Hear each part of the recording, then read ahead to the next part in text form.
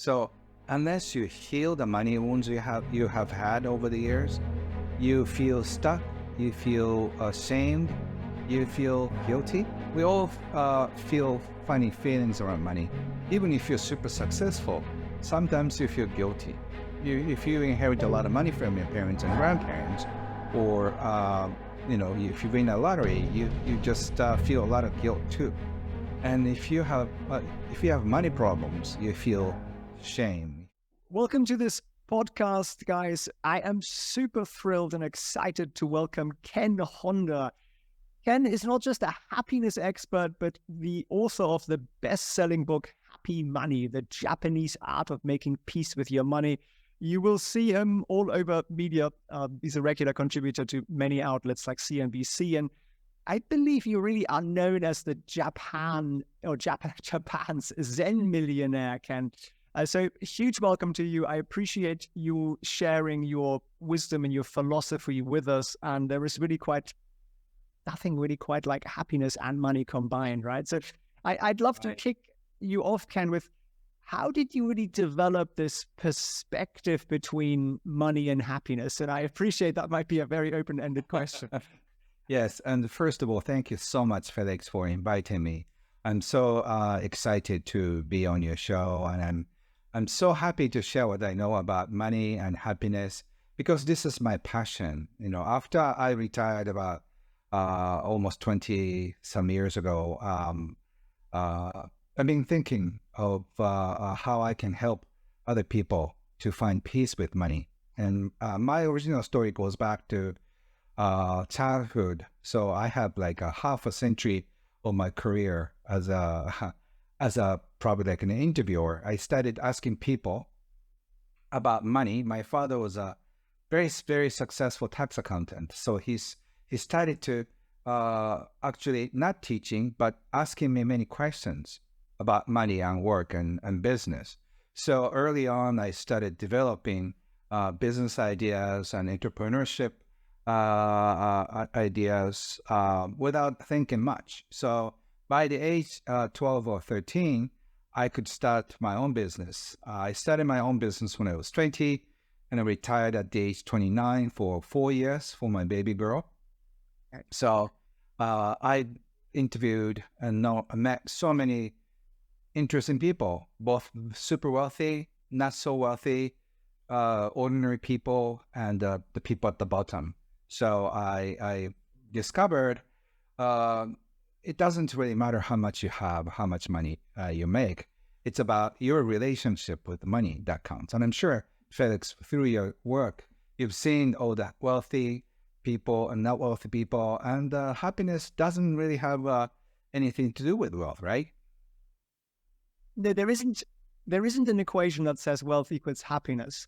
I think not having any money makes it more challenging. That's sort of like, I think what I would say. But once you have what you consider to be required for your comfortable living, then I think you're good. And yeah, I talk to people who are very, very wealthy, and some of them are very, very miserable. They've sold a business for 50 million, 100 million, and they're really miserable. So it doesn't make that kind of causation, does it? It's a separate process, I think, happiness. Yes. May I, again, I just have to ask you on this, because you said very casually, you started your first business when you're 12 and you retired when you're 29. Now, this is not a normal kind of process of life for most people. So can you go into a little bit more detail on exactly how you went there? I started investing in stocks and all that early on, and the bubble economy hit Japan in my late teens and also early teens. So, whatever I invested just grew so fast, and I got scared. So I sold everything and kept it. And since then, I've been just investing for 30 years. And I have done a lot of businesses, investing, venture capital, consulting businesses. And by the time I was 20, I could really teach people how to run a business, how to make money, and how to keep money, how to invest in money. So I have almost like 3 decades of my career of teaching people what to do with money. And in my 20s, I taught more about IQ side, financial intelligence side. But in my 20s, I realized that money emotional side, the EQ side, is more important than money IQ, because you can be so savvy and so smart financially, but you could lose everything by making emotional mistakes, and then you could end up losing everything. So you have to have a strong base of financial emotional intelligence, and then on that happiness, you can build a financial fortress. Otherwise, you're building a castle on the sand.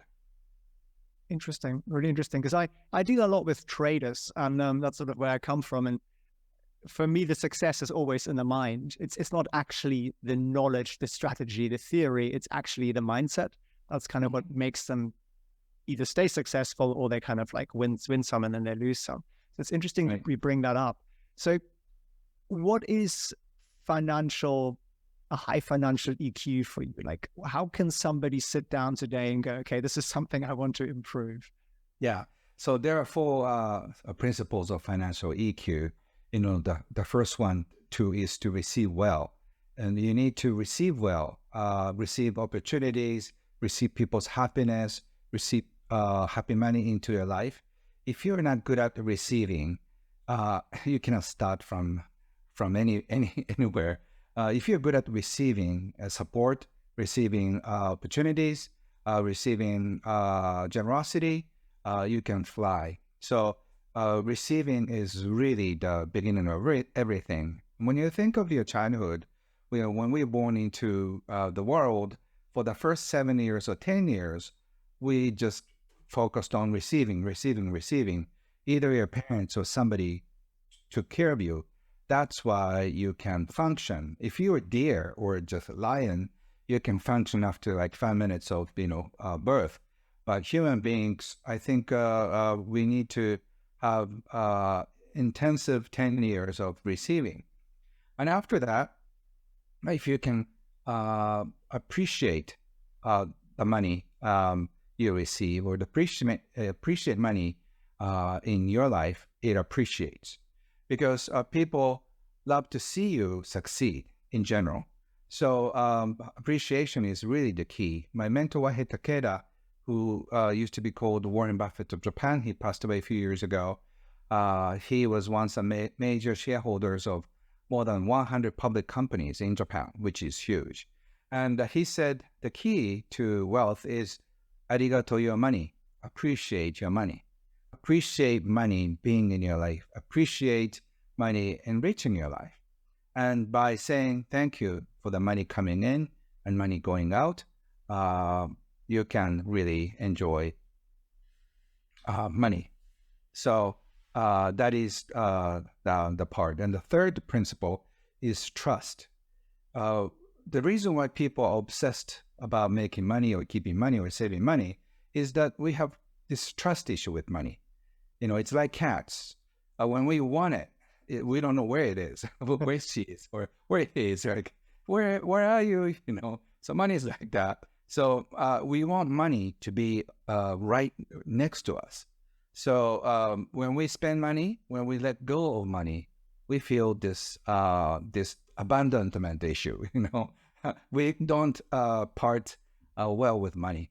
So, but if you have a good, peaceful relationship, you can say, thank you, money, come back anytime, come back with your friends, and then you can let go. So trust is a very important money EQ principle. And the fourth is the share. If you are good at sharing, your money will come back. So a lot of wealthy people end up setting up a foundation to share their wealth and knowledge. So sharing is a very crucial point of money EQ.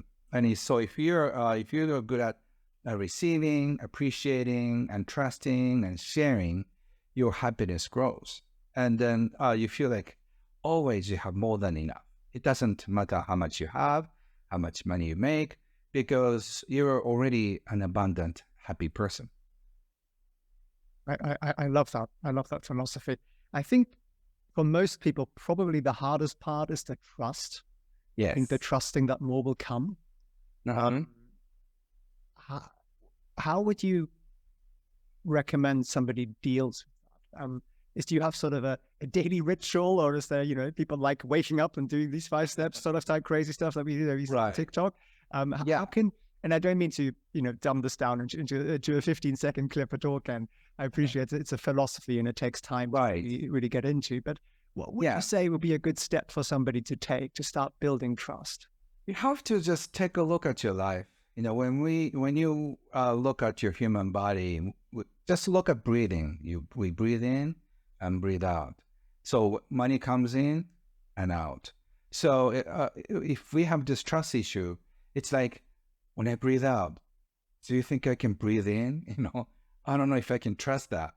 But we do that all the time. We breathe in, breathe out. And the food is the same thing.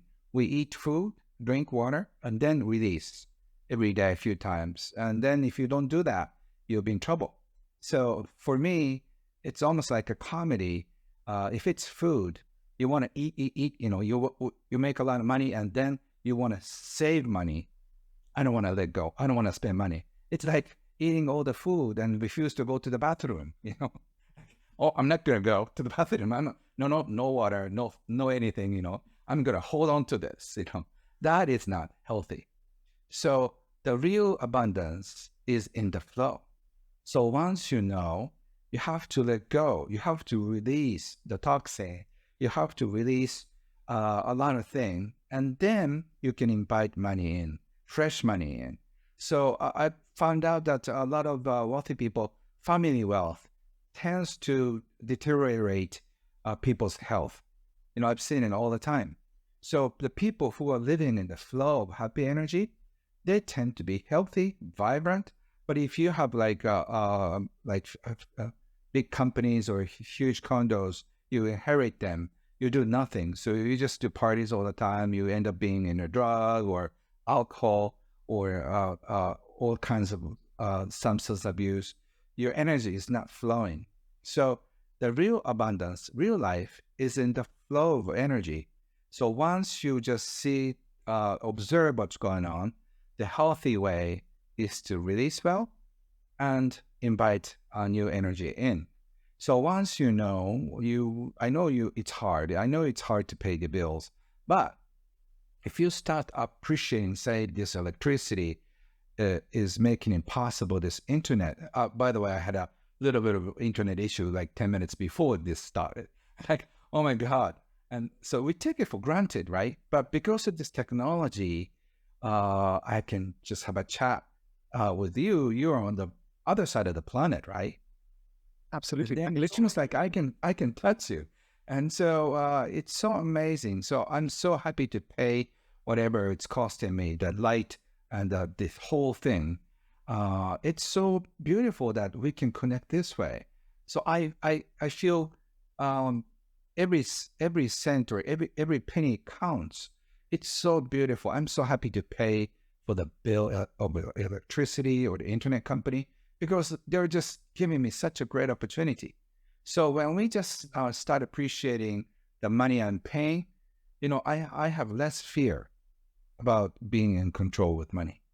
So once I let go of fear and then trust more, I feel it's a lot easier to enjoy the flow. It takes time and practice. But unless you do that, you suffer all the time. And the tricky part is more money you make, more fear you have. Because, once your income grows, your expenses also grows too. Well, that's beautifully put together. So I take it for you, money is energy. Is that your belief system? Or everything is energy in your household, in your company, or in your work environment, in your friends relationship. There is certain energy flowing.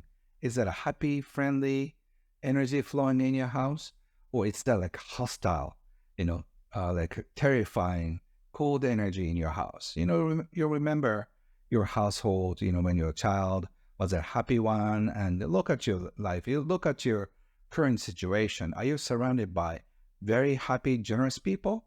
Then you have a happy energy around you. If you're always in a tough, stressful environment, you are always in intimidation mode, or like a fight or flight mode, which is not so fun. So I think money is also like other things. I see as energy. Um, what inspired you to get into teaching this cake? I started not teaching. I one time I was at the park with my daughter, and I saw this mother and daughter just came into the park we were in, and we saw they just came in and just enjoyed the swing for like 5 or 10 times, and then the mother just was pulling her daughter out of the swing and said, "Okay, let's go." And the daughter is saying like, "Oh, well, mom, we just got here. I want to stay longer." But she said, "No, your mommy has to go to work." And then she was crying, and she was literally dragged out of the swing. And then I saw what's going on, and then it really shocked me. It's because of the work that she has to do.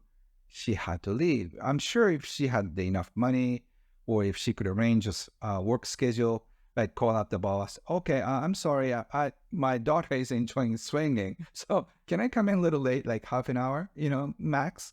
And if she could negotiate her working hours like that, she would have enjoyed a beautiful day in the park. And then at that night, I started sharing what I know, what I knew about money and work and how to deal with money. And that got into like a 16-page of a booklet. And I started stapling it every day. And then I was giving it to my friends. And they wanted to learn more and more. So, and they wanted to meet up with for a cup of coffee or tea. So, okay, I have enough time, when my daughter is taking a nap, like 2 or 3, I think I can have a couple hours. And then I started seeing people.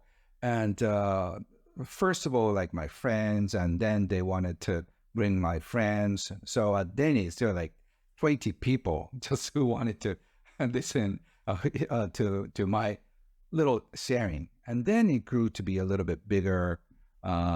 Somebody rented a place, and then I started sort of sharing what I knew. And then my audience grew to now I teach thousands of people online and offline. Okay, amazing. And what keeps you motivated to keep doing this and help others kind of get to that financial happiness? I've been doing this for the past 21 years, and I always get a lot of letters or emails. Can you believe I still get physical letters? Handwritten letters, and then they're just saying, "Thank you, Ken, for writing your book," or "Thank you, Ken. Do you remember me? I was, at your seminar like 13 years ago. And after that, I got into divorce. I found out about my cancer, and I got back and I started my business. Now I'm the owner of 5 restaurants, I'm doing well. And I just wanted to say, thank you. Your book was a start of everything." So I get letters and emails constantly. That really gives me so much joy. And now after releasing Happy Money 4 years ago, I start receiving English emails from places I've never been.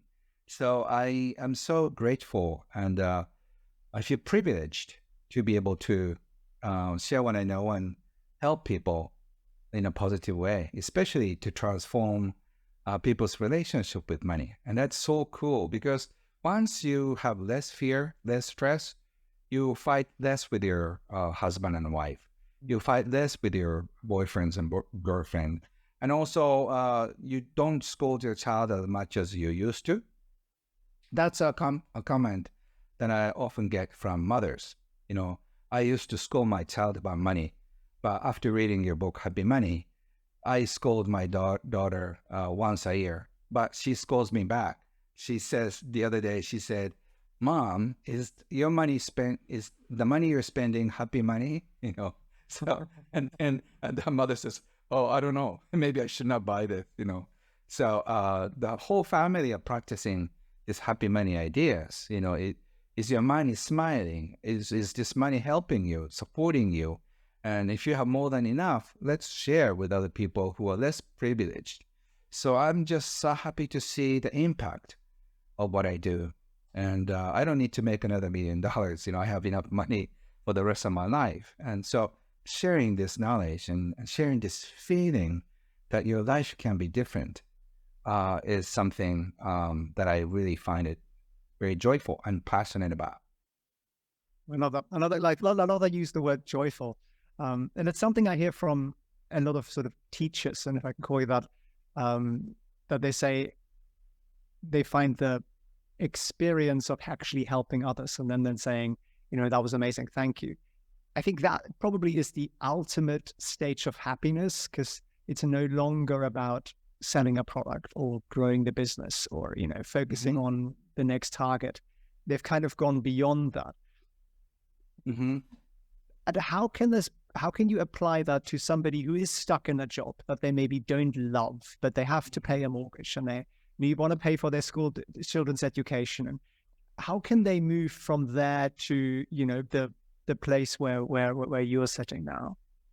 Right. So you have to understand why you are so stressed out.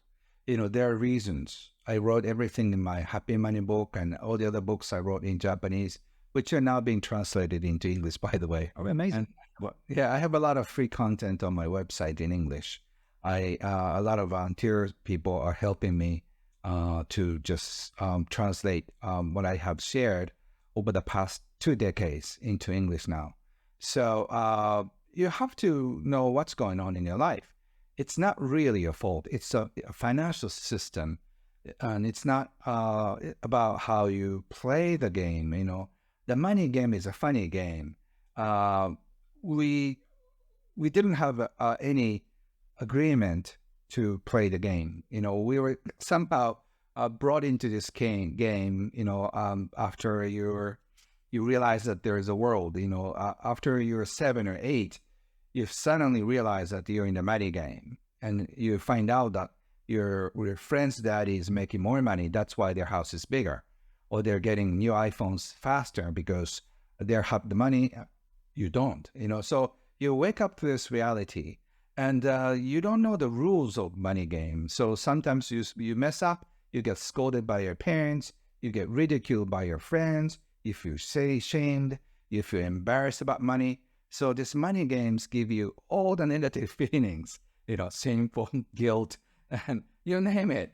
And they're sometimes fun, sometimes exciting, but most of the emotions that you feel around money is so bad that you don't want. Some people want to stay away from money, but even if you try to stay away from money, you have to you're forced to play in the money game because you have to pay the rent or the mortgage, and you have to keep bringing food on the table. You need money to do that, unless you go to a Amazon jungle and just grow your own food, which is not really realistic. So money game is a funny game that you're playing every day without knowing the rules, without knowing when it's going to end. So if you're winning at the age 35, you could lose everything at the age 45. If you lose everything at age 55, you could be a billionaire at the age 65. So even if you're winning, you can feel safe. That's what money game does. So unless you know what's going on with money game, you feel stressed out for the rest of your life. So you have to take a look at your life and the essence of money games. And then you realize, okay, that's why I feel so stressful. No wonder. And then you can start building your own life.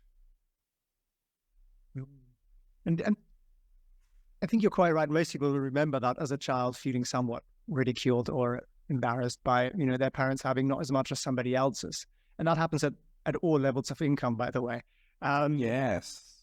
So, but what I see a lot is that translates into adults having those same feelings, like people who are 30, 40, 50, 60, 70, and they still have the same emotional attachment to money, which is, it's hard to get, it's scarce, and it's just a lot of negativity attached to that. Yes. So unless you heal the money wounds you have had over the years, you feel stuck, you feel ashamed, you feel guilty. It's funny. Like we all feel funny feelings around money. Even if you're super successful, sometimes you feel guilty. If you inherit a lot of money from your parents and grandparents, or if you win a lottery, you just feel a lot of guilt too.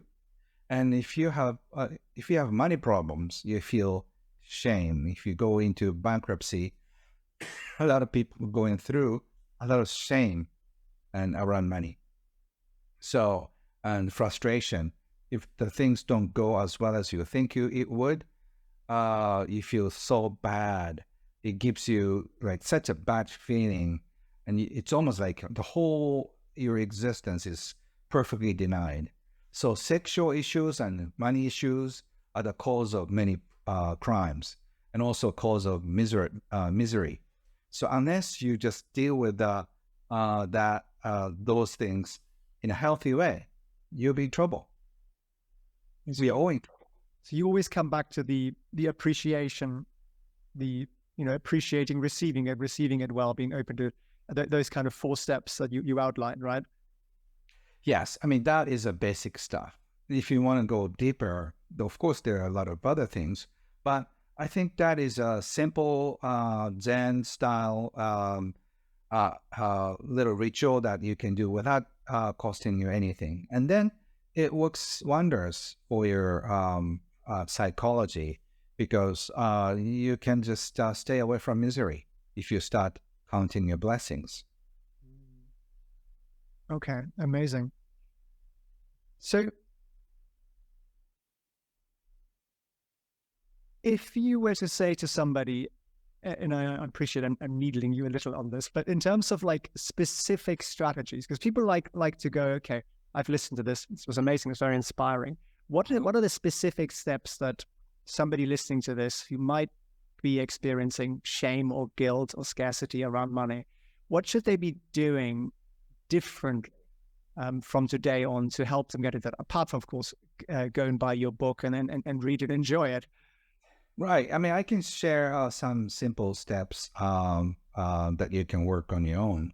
There must be something that happened in your life when the cause of all the things. Like for me, when I was 7 years old, I wanted to have a mountain bike. At the time, I think they started making stuff like that, and my parents said that's too expensive for you. Now I know that's I was not old for that, and because of the bike accident, I got like a lot of cuts here and there. So they were right. That was too early for me. So it makes sense that they didn't buy a mountain bike for me. But the thing they said is like that's too expensive for you. Sounds like I'm not worthy of just getting the present, right? And I'm sure you have been denied your dream summer camps, or like camping out with your friends, or going out on a movie in a town, like a Disneyland trip, like your school buddies, and because of money, you're the only one who couldn't go. So that kind of thing leaves you scars. You wanted to take a ballet lessons, and all your 3 other girls are going to take one, but your parents say no because they can afford it. So you were so close to this of like a quartet, 4 girls, but you were the only one who's not learning ballet. You probably feel left out. So something like that. Just remember what happened, and then just remember you saw hurt, and you can embrace little one, and then also just understand what's going on with your parents. They may be younger than you now, and they're in their 20s and 30s, so they didn't have money. They didn't know about anything, about child raising and psychology. They were just as frustrated and as desperate as you are. So they didn't know anything. So can you at least understand them? And if you have compassion, can you forgive your young parents who didn't know that there could be alternative? And can you just forgive yourself for being hurt? Oftentimes we deny, oh, I didn't get hurt. It's just a summer camp. But we inside, we just deeply hurt and wounded, and it's bleeding, and it's still bleeding in you. That's why you cannot start your own business. That's why you cannot asking for help. That's why you don't want to take a risk, because it could make you feel miserable. But once you start healing all the past wounds, you feel more passionate. You feel like, okay, if it doesn't work, I'll just try to come up with another way. But we've been hurt so many times enough. So one more failure could just, do it all. So we don't want to take any risks. So healing your money wounds not only help you transform your relationship with money, but transform the way you look at life. And if money is on your side, you can do so many things. So my favorite question is, if money was a person, who would it be? If money was a person, for me now, for me it's a he. He's such a generous steward type of like a butler in British, many years ago. Like he says, "Well, sir, yeah. What can I do for you, sir?"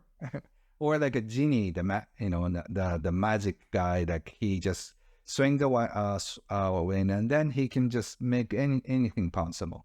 So if money was something like that, you can start planning your exciting life. But if money was a mean, cold person who beat you up, you're like, okay, I'm not going to spend money. So, stay away from me. So your life will stay miserable.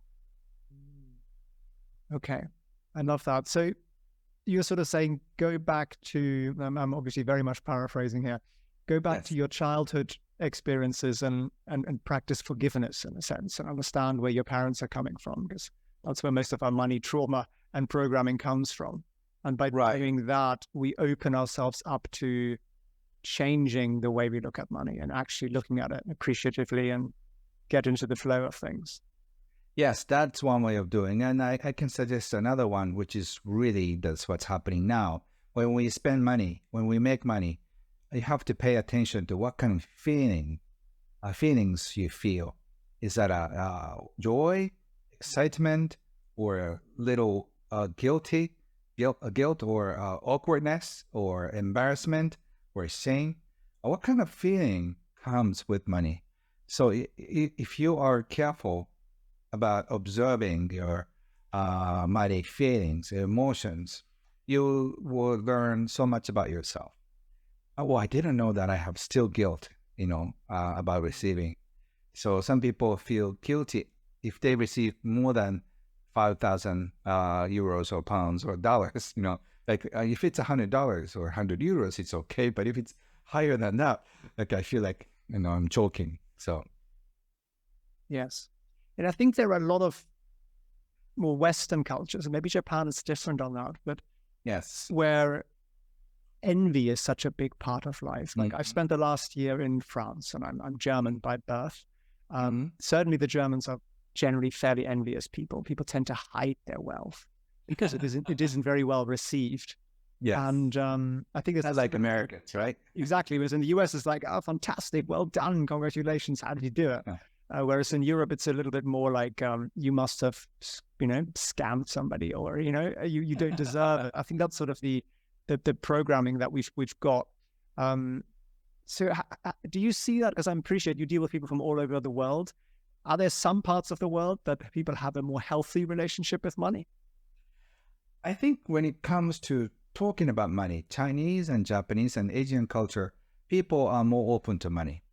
Like in China, it's quite common to ask people how much I'm making, right? Yeah. In Hong Kong too. So you must be so shocked when you get to Hong Kong, right? But in Europe and America, people don't ask something like that. Isn't that true? Absolutely. Like I remember moving to Hong Kong and moving into an apartment building, which I thought was quite a nice apartment building. I got into the lift the first time, and a neighbor, a Hong Kong lady I'd never met, she said to me, do you own or rent? And I was like, okay, that's a little impertinent. I was like, I'm renting. She's like, how much do you pay? I'm like, okay, what's your work? And I'm like, and I now understand that that is the culture, and I love it and I appreciate it. And I smiled earlier because you used the phrase fresh money, and I have a very, very good Chinese friend. She's very, very successful. She's amazing with money, and she always says, I'm investing in this and my money is flowing into it, and it means I get fresh money. It comes in. Yeah. I'll have to ask her whether she's read your book. Maybe she has, because she's funny. You guys use the same phrase. All the happy people have very common ideas. So she got it from somewhere too. Exactly, and it's true. So the money just flows to her. Like, it doesn't really matter what she does. The money just keeps coming, and she's so confident in it. And I think, and that's why I love being around her, for example, because it's just lovely being around people you have that positivity. So because you love to see it and to feel the energy flow in her life. Yeah. It's so beautiful to watch and feel.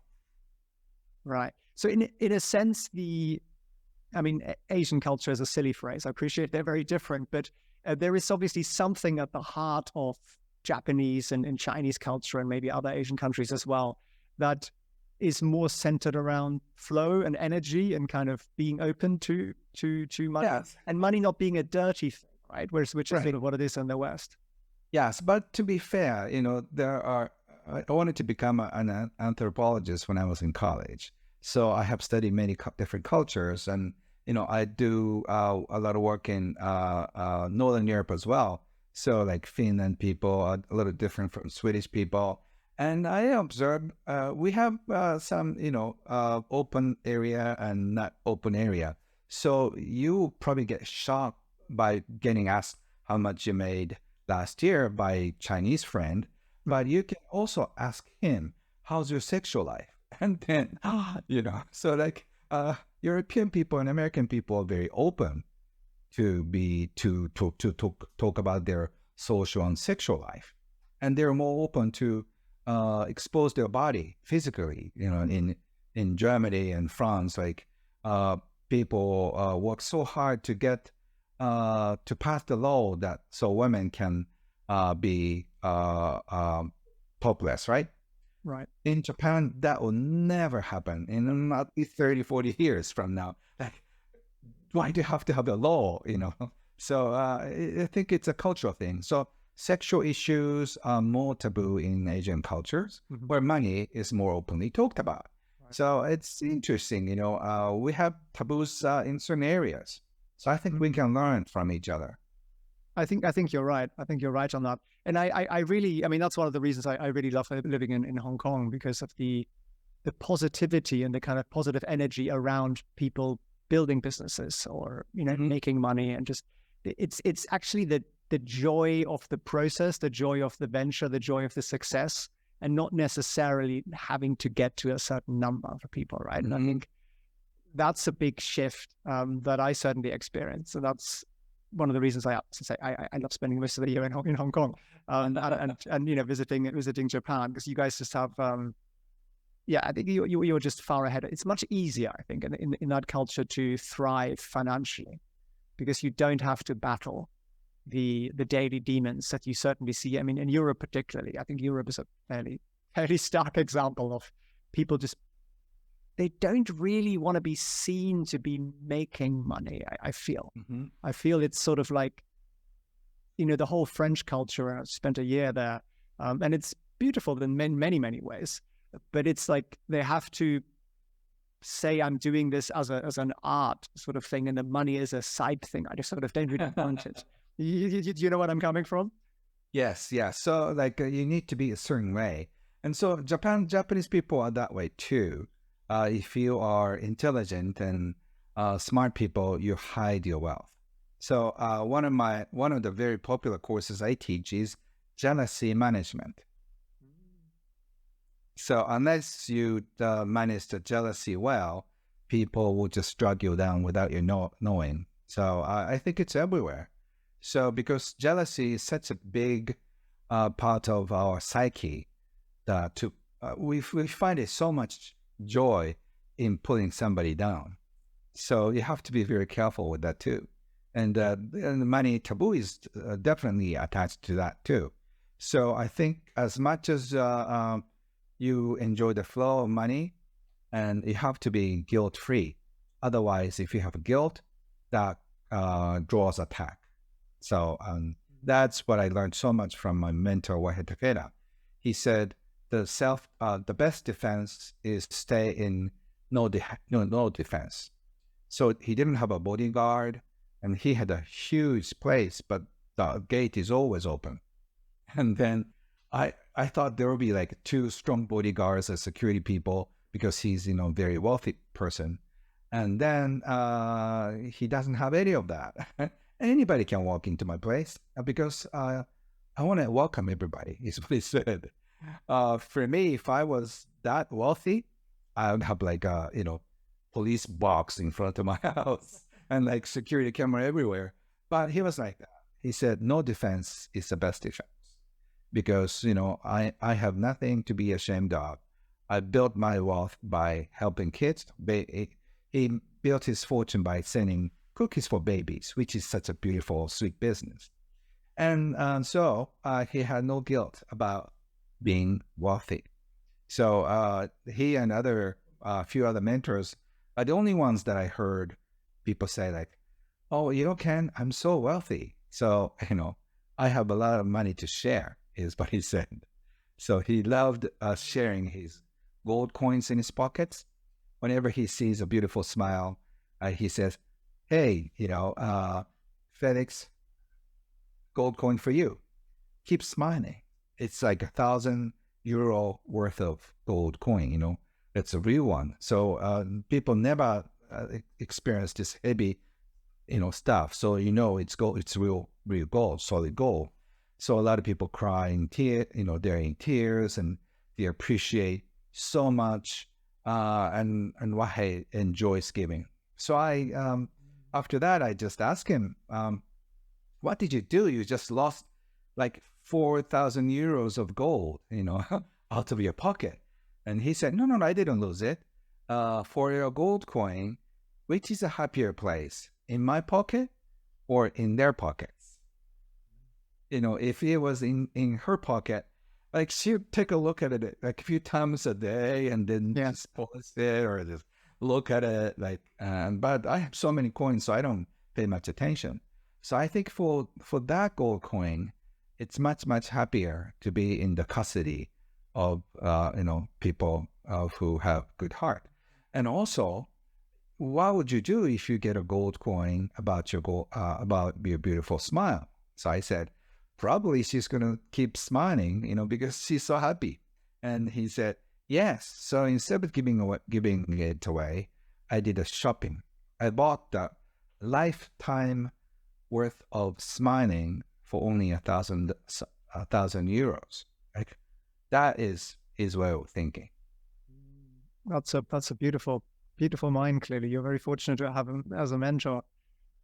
Yes, I feel so fortunate. So, and I feel always I have had more than enough. That's why I don't hesitate to share what I know and what I have in terms of money, knowledge, and kindness.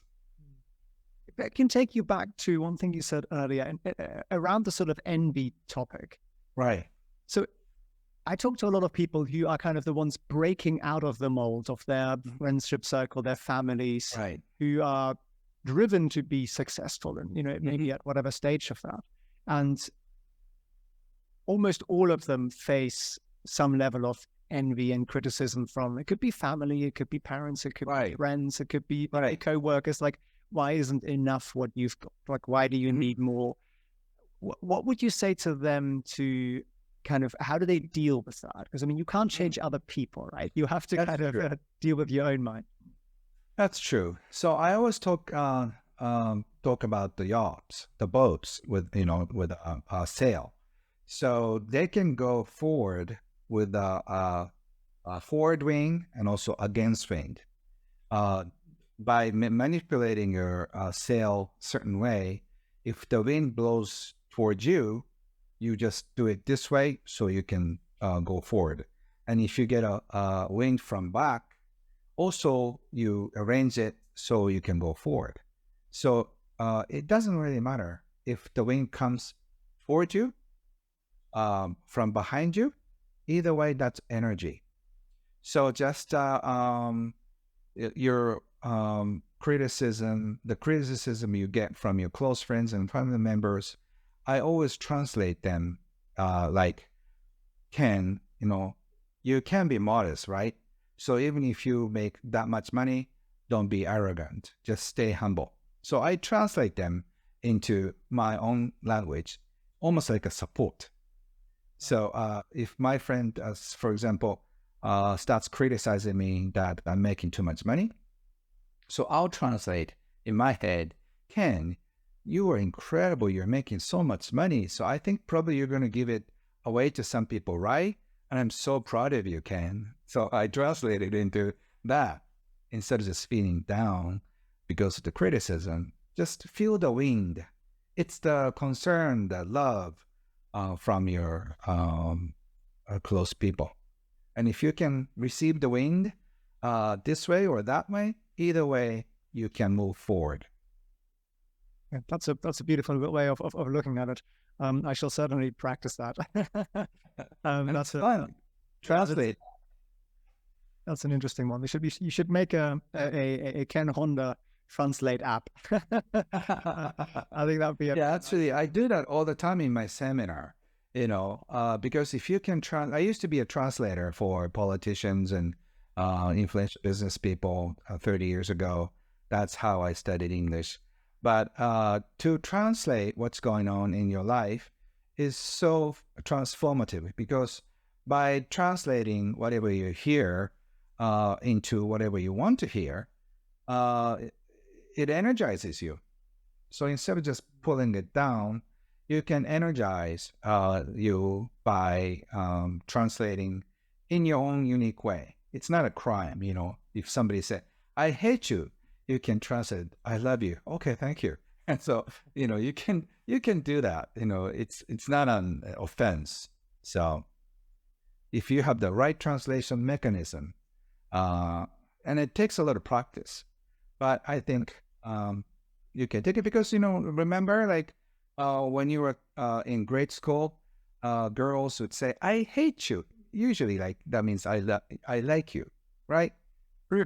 Yes. Yeah, children would express themselves that way. Okay. That's an interesting one. Yeah, okay. I shall practice that. I'll let you know how that goes.